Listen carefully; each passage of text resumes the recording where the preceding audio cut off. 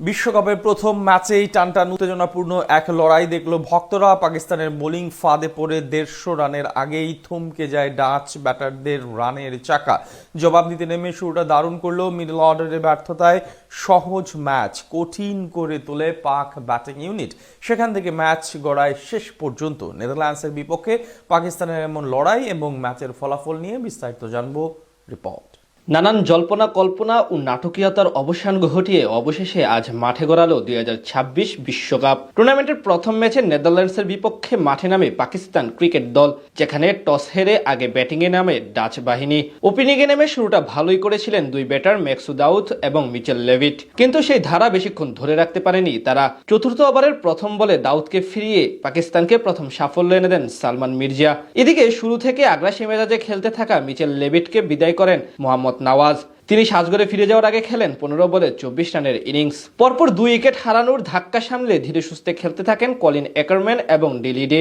Power play শেষে নেদারল্যান্ডসের স্কোরবোর্ডে জমা পড়ে 2 উইকেটের বিনিময়ে 50 রান। ধীরে ধীরে আক্রমণাত্মক হতে গিয়ে মিসরি স্পিনার আবরার আহমেদের ফাঁদে পড়েন অ্যাকারম্যান। আবরারের ক্রাম ডেলিভারি সামনে ঝুঁকে খেলতে গিয়ে ডিরেক্ট বোল্ড হন 14 বলে 20 রান করা এই ব্যাটার।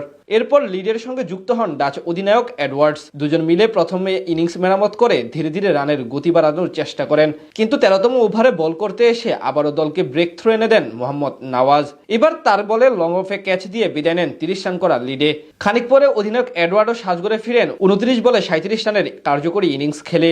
ডেথ ওভারে তেমনভাবে কেউ নিজেকে প্রমাণ করতে পারেনি। শেষ পর্যন্ত আরিয়ান দত্তের 8 বলে 13 রানের ইনিংসে ভর করে 147 রানের পুঁজি পায় নেদারল্যান্ডস।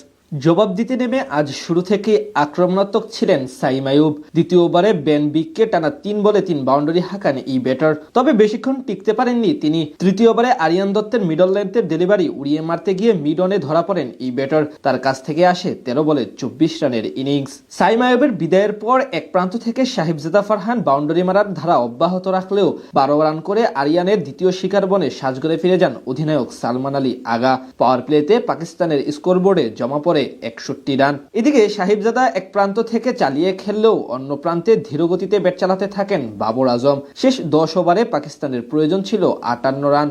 12তম ওভারে বল করতে এসে ম্যাচ জমিয়ে তোলেন বেন মিক্রেন। তার প্রথম বলে শর্ট পিচ স্লো ডেলিভারি উড়িয়ে মারতে গিয়ে লং অনে ক্যাচ দিয়ে বিদায় নেন 47 রান করা সাহিবজাদা। একই ওভারে রানের খাতা খোলার আগেই ইনসাইড এজ হয়ে ফিরে যান ওসমান খান, আর পরের ওভারে 15 রান করা বাবর আজমকে আউট করেন ব্যান্ডার মিরে। এতেই জমে ওঠে ম্যাচ। সেখান থেকে অবশ্য মোহাম্মদ নওয়াজ ও সাদাব খান মিলে পুনরায় হাল ধরেন পাকিস্তানের। এরপর আর বড় কোনো বিপদ আসতে দেননি পাক শিবিরে, অর্থাৎ জিতে যায় পাকিস্তান ক্রিকেট দল।